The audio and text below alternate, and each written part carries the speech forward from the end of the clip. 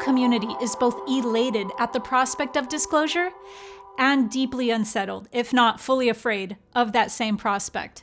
So today I'm going to be explaining exactly what the different timelines for disclosure would entail and how to align ourselves with the most optimal timeline. Many people who have been going through a spiritual awakening for quite a while now are well aware that disclosure has been something that we have been preparing for quite some time by prepping the collective consciousness. So the question then becomes, is this a positive prepping of the collective consciousness, or is this a negative prepping of the collective consciousness? We know through the concept of predictive programming that the mind of the collective gets infused with things that prepare it through repetitious patterns, through visuals, through different outlets in the media for negative events. If you're not familiar with this topic, you can watch my video on it titled, How Our Consciousness is Used to Create Reality. So, what determines whether we experience a positive and empowering disclosure or a negative and more enslaving, ultimately, disclosure? Depends on our collective vibration.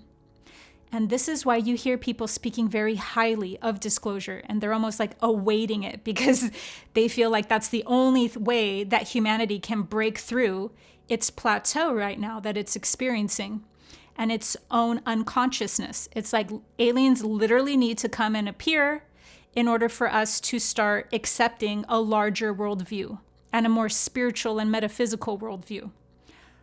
But you have a lot of people within the consciousness community and the fringe community who have a lot of inner knowledge, a lot of deeper knowledge about the nature of reality and how those same empowering concepts can really just be a front.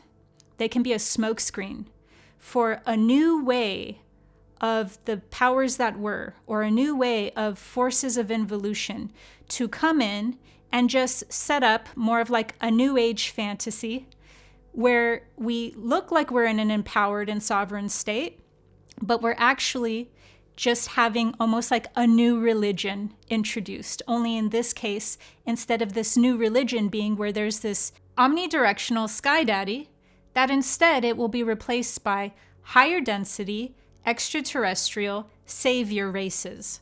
So we can see the dilemma here. Both us wanting to have a breakthrough in humanity's collective consciousness and therefore our collective vibration so bad that we just want aliens to come down and literally show themselves to us so that we all freak out and get it out of our system. Or we don't want them to come at all because that would actually indicate that humanity has aligned with a full timeline of having enslavement. Quite the pickle. And that's where we find ourselves in. We find ourselves in between these conflicting timelines that are all dependent on our collective vibration. The good news in this knowledge that it's all dependent on our collective vibration is that a vibratory rate of a conscious being is not at all dependent on lower consciousness beings' vibratory rate. What this means is that when a conscious individual works on themselves, meaning that they only are concerned with raising their vibration, and of course, within being concerned in raising their vibration, that would inherently entail having compassion for their environment, for their inner and outer world. So it would spill over into a domino effect of deeply caring for others, but also having the unattachment involved that would come from a truly sovereign individual, knowing that their free will impact the collective and their vibration will impact the collective without needing to lower their vibration low enough into the actual collective to match their energy. So what that means is also expectations, control of other people's free will, having judgments, all of those things that would lower a being's individual vibratory rate and end up fueling the lower consciousness state that humanity can't seem to break itself out of. by polarizing itself and not being able to find an attractiveness in integrating and coming to a truly centered state, not just a middleman state like the middleman fallacy we see in logical fallacies, a truly aligned and high vibratory state where we're able to take our perception and place it in another person's shoes, and having that level of compassion, be able to come into a healing rather than be pulled under the spell and find it highly intoxicating to continue playing polarization timelines out and inflaming that polarization which humanity's collective consciousness is currently stuck in. So we see this polarization into inflammation that works its way into the body-mind as well as the collective, done mainly through socio-political themes that are played out on the world stage. We see this play out when the sexes are pitted against one another, or when there is some intentionally hyper-inflammatory public figure put on the world stage in order to inflame and continue to divide and separate us.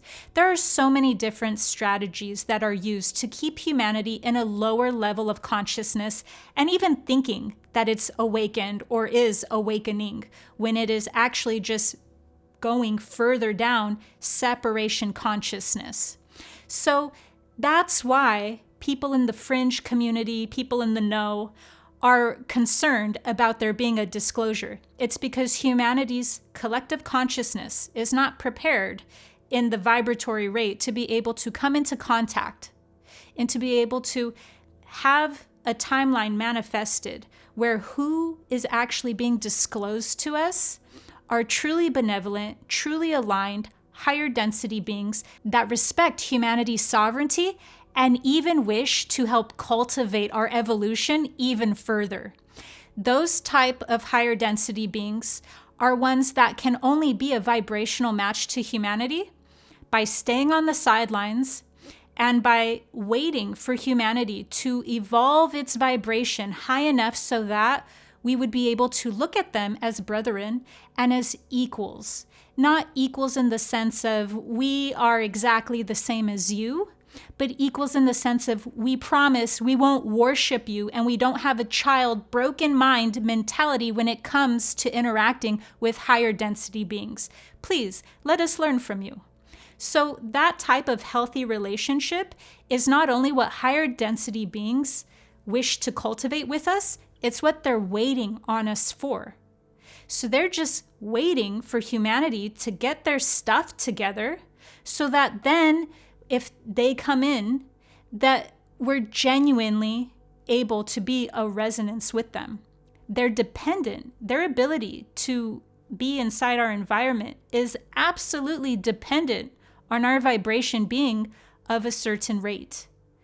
Whereas there are timelines that are just waiting for disclosure to appear so that they can manipulate and further control, further enslave the human collective. And those are the timelines that humanity is currently a vibrational match to and currently lining up with. The good news is that a higher vibrating being has an infinite more conscious power than a lower vibrating being. So this isn't a numbers game.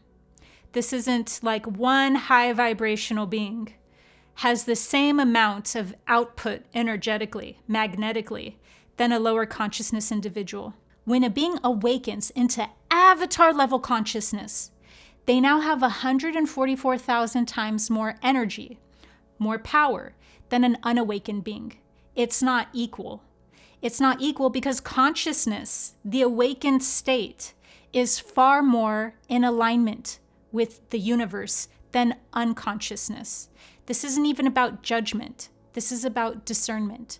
And different qualities of consciousness contain different states of energy they can hold, of magnetism as well. So when it comes to an avatar level consciousness, you don't even need to have a whole collective resonating at avatar level consciousness. At that point, you just need beings who are committed to consciousness, being able to fully allow their consciousness to bloom all the way into avatar level consciousness. So all of the people who have been going through awakenings have been manifesting higher density, beneficial beings coming in and having these close encounters with the collective that help break people out of their limiting paradigm and start questioning their worldview. But that's not the only thing that we've been manifesting. We've actually been manifesting a buffer time, because what these beneficial higher density beings are doing every time they come in and have these close encounters is also making sure that our free will is still intact as a collective, and therefore they've been acting as a protective barricade from the detrimental or negative higher densities agendas.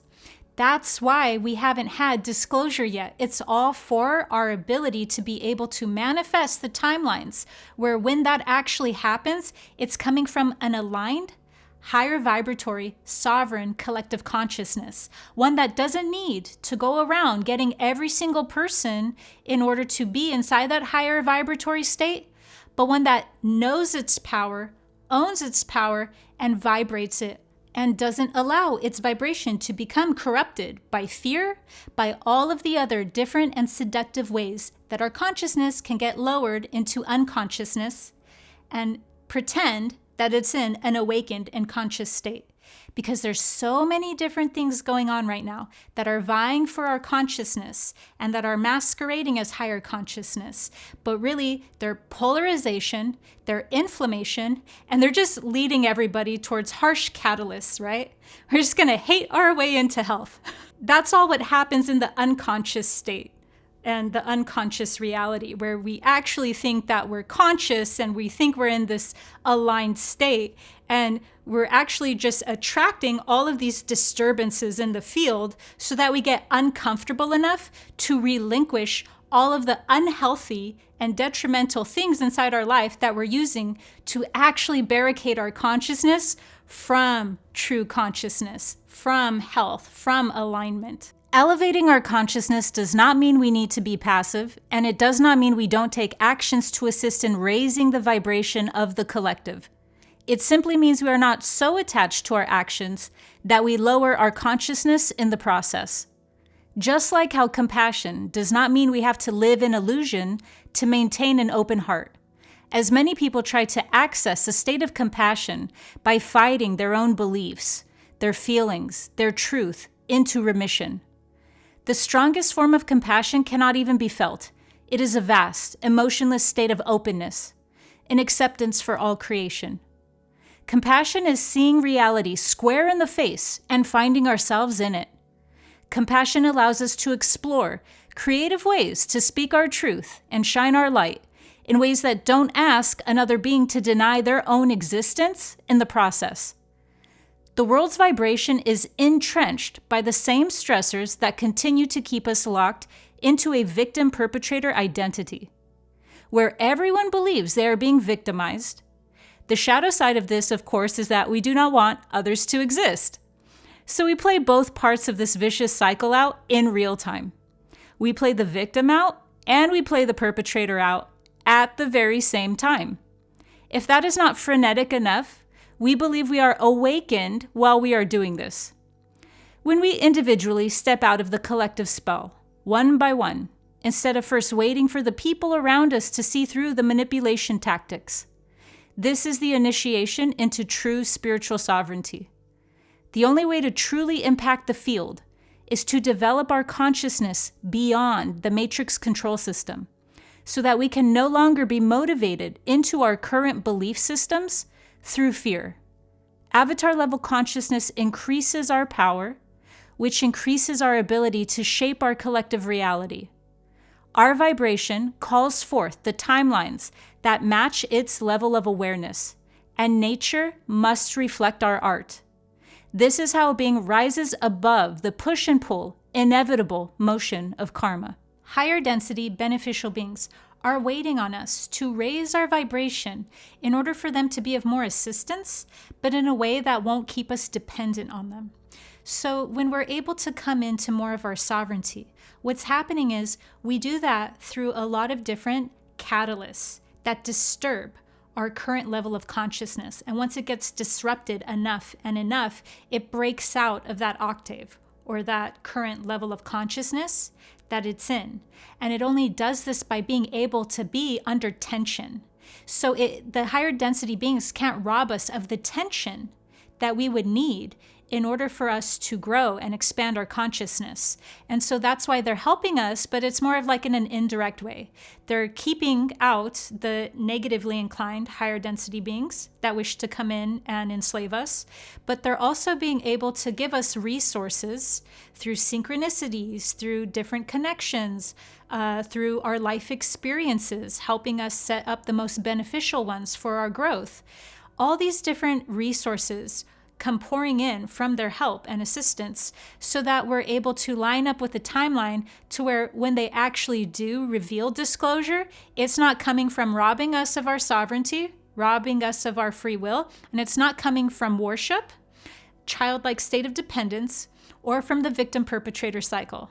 So another way of looking at all of this is that once we become a vibrational match through integrating ourselves, through our own healing, and therefore our own awakening and expanding into higher consciousness, now we're able to just meet our brothers and sisters. I hope this has disclosed disclosure. Make sure to subscribe to my channel for higher dimensional guidance through spiritual awakening. See you next time.